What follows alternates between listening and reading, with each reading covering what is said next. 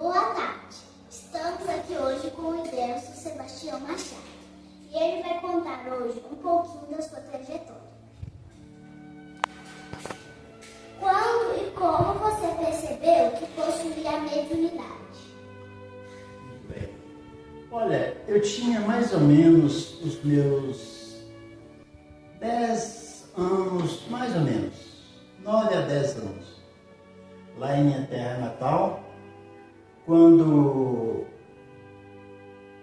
eu vi lá no quintal onde nós morávamos, numa árvore, eu vi um espírito em cima dessa árvore, mais ou menos em cima, mas parece coisa que ele estava um pouco afundado nessa árvore. Então eu mostrando a minha mãe aquela imagem, ela assustou e falou assim: não, neném, ali não tem nada, lá você vê e tal. Isto, ela não acreditando, porque ela não viu, eu comecei então a chorar. Mas aquela imagem permaneceu lá por alguns minutos. E eu tive medo, não te engano não, tive medo daquela imagem.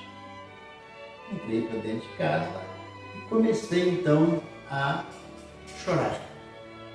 Chorando, veio então a minha avó, os meus avós, os meus irmãos, né? Saber o que tinha acontecido, e eu contando para eles, eles ficaram um pouco irritados com o meu choro, que era muito alto, mas permaneceu, passou. Tive medo, sim. Passado alguns dias, aquelas imagens, eu saía nas ruas, eu via imagens parecidas com aquela imagem que eu tinha visto lá no quintal, e outras imagens mais. E foi indo. Comecei então a falar coisas que não estava no alcance de eu falar, mas eu falava, bem como: você, daqui a 3 dias você vai morrer, vai acontecer isso com você, fulano. Tenha cuidado porque vai acontecer isso. E aquilo acontecia.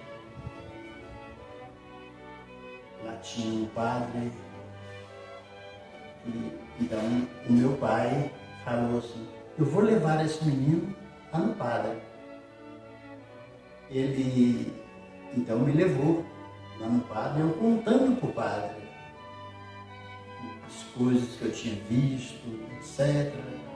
Ele conversou muito tempo comigo, me levou no confessionário, jogou, acho que era um vento em mim, não sei, a complicação. E falou que eu deveria, falou com os meus pais, que eu deveria era ir para o seminário.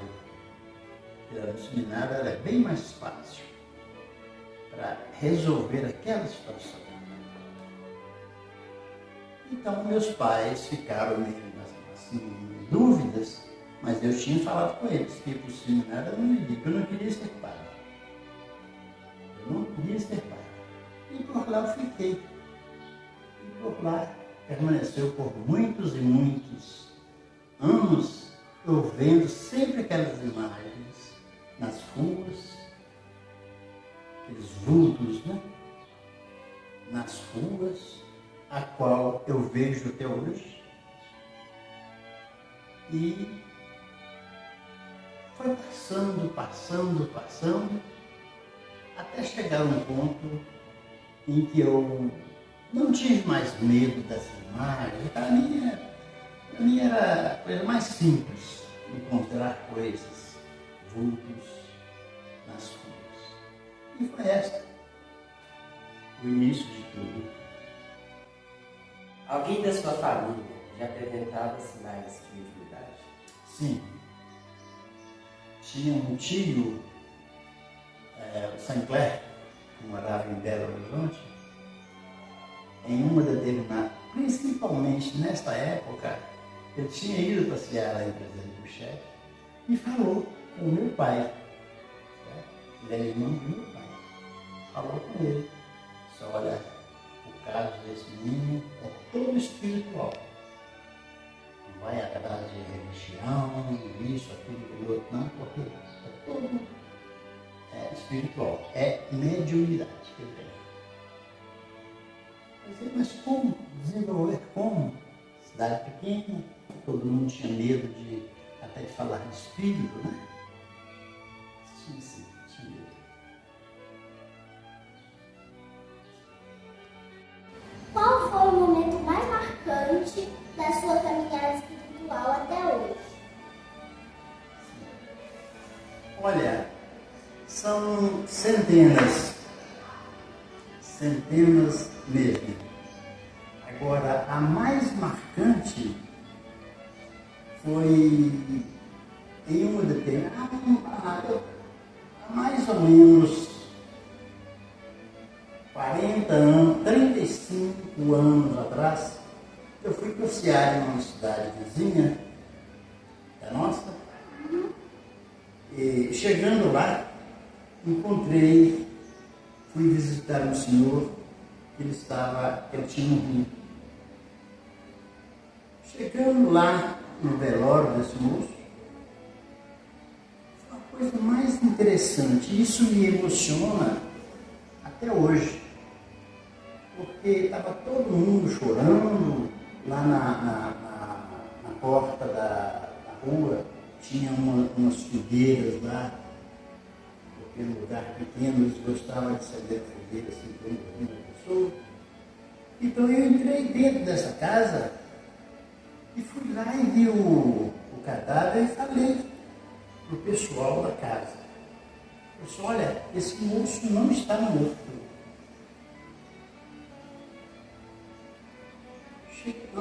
Afastei mais um pouquinho, tornei a falar, esse moço não está morto. E eu falei conscientemente, eu tinha consciência do que eu estava falando, eu ouvi a minha voz, entendeu? Sei que a voz era minha, mas eu não dominava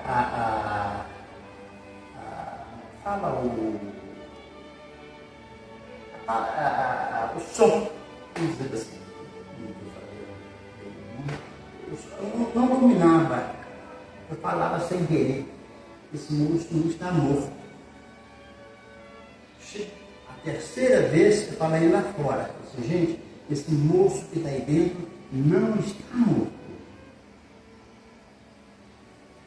Parecia coisa que até aquelas coisas da fogueira, aquelas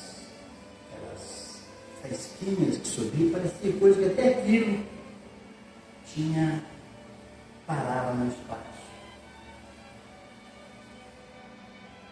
Então eu vim embora pensativo, tive medo, não te engano, tive medo porque eu tinha consciência do que eu tinha falado, sabia o que eu tinha falado, mas às vezes eu não queria falar, porque também foi a primeira vez que eu tinha ido nessa cidade.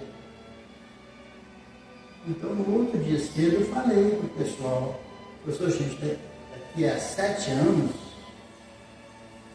marque bem o lugar onde vocês vão enterrar esse moço, porque daqui a 7 anos, vocês podem observar que daqui a 7 anos ele está de bruço, ele está todo virado. E foi o que aconteceu. Alguém marcou a sepultura do Senhor. Daí 7 anos, quando foi abrir a sepultura, ele estava completamente virado.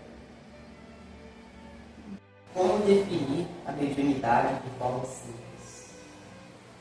Sim, a mediunidade, todos nós temos ela. Toda a natureza chama-se mediunidade. observa que uma planta, por exemplo, nós temos aí uma planta que dela você extrai veneno, extrai remédio, extrai perfume, né? Isso chama-se mediunidade. Diga que uns tem ela mais avançada, tem planta que tão pequenininha, igual aqui essa rosa, por exemplo, né? Ela é pequenininha, já tem rosa, já tem umas florzinhas ali, já está aparecendo, não é isso? Outros já espera crescer muito para dar alguma flor ou fruto. Né? Tem como vocês dois aqui, ó, Letícia, Cassiano, né? Vocês são médios também. Diga que vocês foram plantados, maneira de dizer, plantados. Né? Vocês foram acolhidos por pessoas que quiseram ajudar vocês a desenvolver a tal mediunidade a qual vocês permanecem aí até hoje com grande êxito, né? E isso chama-se mediunidade. O Cassiano, a Letícia, com 1 ano um ano, 2 anos, não me lembro, de idade, vocês já estavam aqui fazendo abertura de trabalho, né? Isso chama-se mediunidade em desenvolvimento, a qual isso já se passou 8 anos com a Letícia, 12 anos com vocês já estão num ponto de elevação. Vocês já são umas plantas que já cresceram e já estão frutificando. Vocês já sabem transmitir o mundo de Deus para aquelas pessoas que querem ouvir, principalmente o entendimento de vocês. E eu, principalmente, né, na minha parte, eu fico muito satisfeito porque eu também estava no meio do desenvolvimento de vocês. Né? Fico muito feliz. A mediunidade é um dom ou uma missão? Olha, a mediunidade é uma missão que todos nós temos ela. Temos de trabalhar, é uma missão que vem de lá, vem de outras e outras vidas. Então, cada um de nós temos essa missão de desenvolver os nossos conhecimentos, né? Adquirir luzes, perdoar, ser perdoado, somente trabalhar para isso. Então, a gente torna-se isso. Então, não é um dom. O dom já é completamente diferente. Toda pessoa pode desenvolver a mediunidade? Sim. Pode e deve, quase que é uma obrigação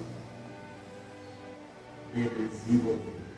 Porque se ele não desenvolver a sua mediunidade hoje, amanhã, ele tem de desenvolver ela de qualquer jeito. Vai chegar no dia em que ele, quando ele desencarnar, ele vai ter de adquirir, vai ter de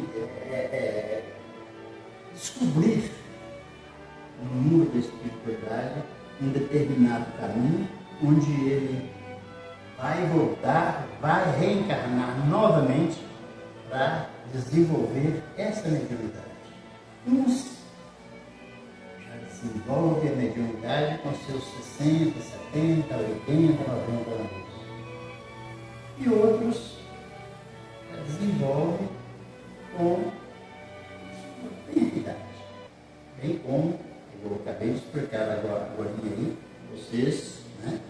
Vocês têm sim essa mediunidade. Vocês são médiums, não tem o pé me dói. Né? Observa aquele menino, tem também, dá um exemplo aqui. Aquele menino de 6 anos, ele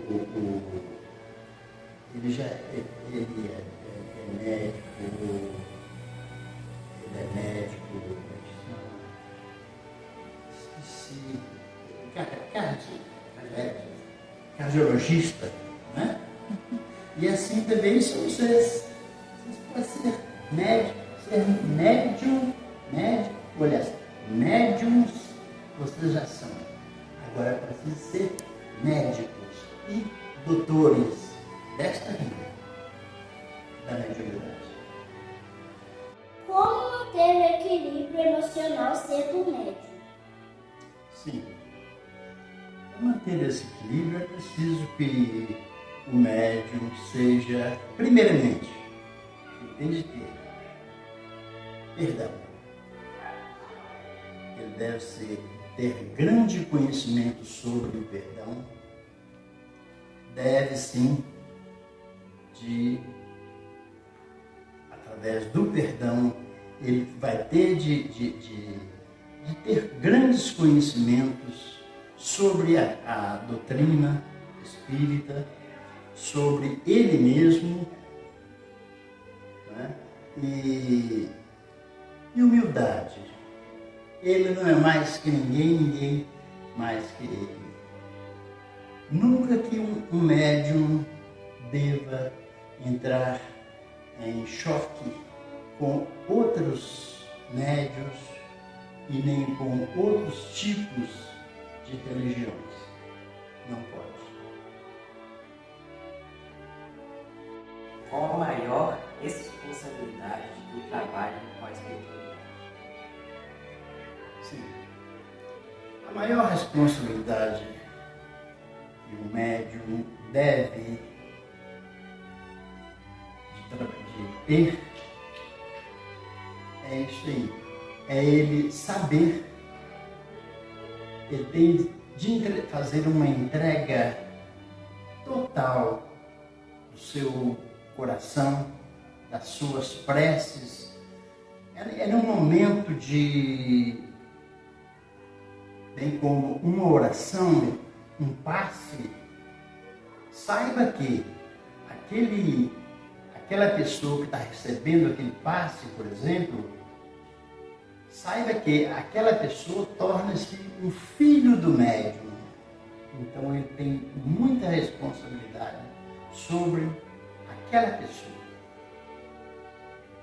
Ele tem de ter muito amor, ele tem de dar muito de si para aquela pessoa, com toda a sinceridade.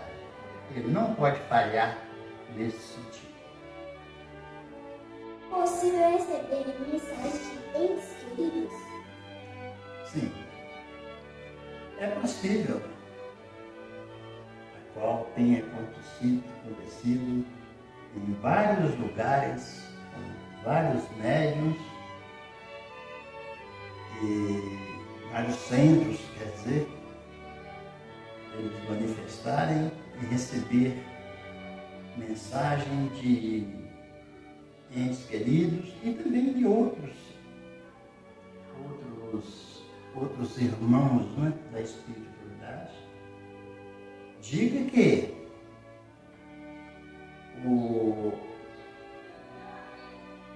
venha de lá para cá, não é daqui para lá. Eu quero que fulano de tal venha trazer uma mensagem para mim. Não é assim.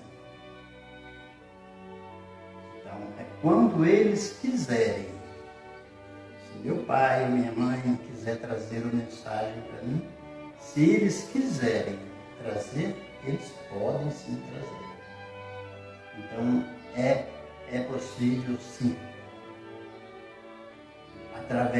Não somente através da escrita, mas eles podem trazer a mensagem através dos sonhos.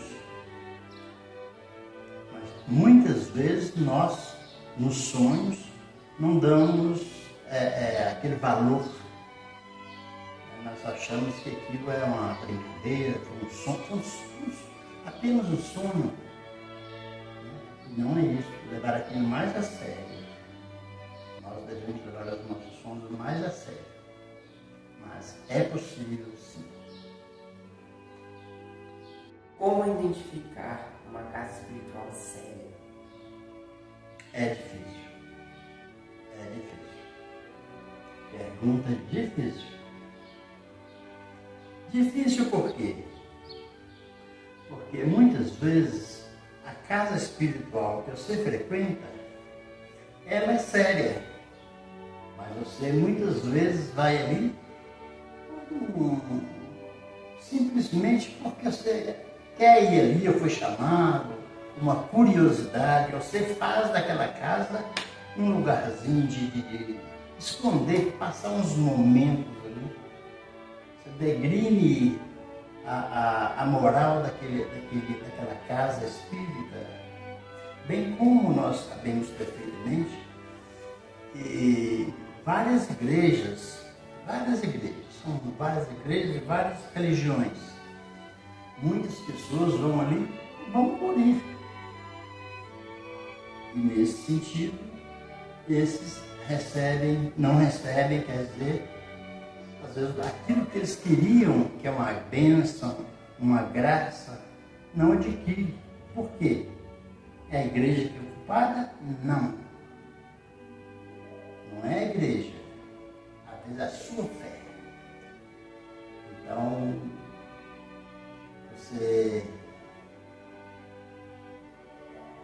você voltando um pedacinho aí, como é que é o princípio? Como identificar uma casa espiritual séria? Séria, é difícil. Volto a dizer, novamente, é muito difícil. Você que faz a casa. A casa não te faz. Você que faz a casa. Viu? Que conselho você daria a quem está despertando espiritualmente? Olha, a primeira coisa é querer. Querer. Eu quero. Agora, se ele quer despertar espiritualmente, ele deve primeiramente ler os livros, bem como o Evangelho e outros mais, ler e colocar em prática e levar a sério tudo aquilo que principalmente no Evangelho, tudo quanto for ensinado ali, a pessoa seguir aquilo com mais rigidez. Rigidez, assim, para o seu espírito, né? Sua alma. Levar as coisas mais sérias do que Deus. Qual mensagem de esperança você deixa para o mundo? Essa pergunta, eu quero fazer ela bem resumida. Me fez lembrar de Jesus. Quem comer desse pão e beber deste vinho não sente fome nunca mais. Nunca mais também morrerás. Vá em frente. Siga. É este o caminho. Siga a parte espiritual. Quer ser feliz? Siga a parte espiritual. Porque nela você é livre. Isto não importa a sua religião, a sua cor de pele, né? E na parte espírita, todos nós somos irmãos e queremos a paz de todos, as luzes para todos. Então, siga o conselho meu.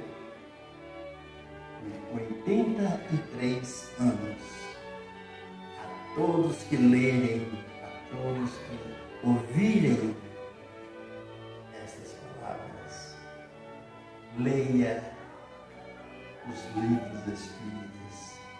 Você será muito feliz. Chegamos ao fim da nossa entrevista com o Delcio Sebastião Machado. Queremos agradecer por ter compartilhado um pouquinho da sua trajetória de vida. Muito obrigada. Estarei sempre às suas ordens.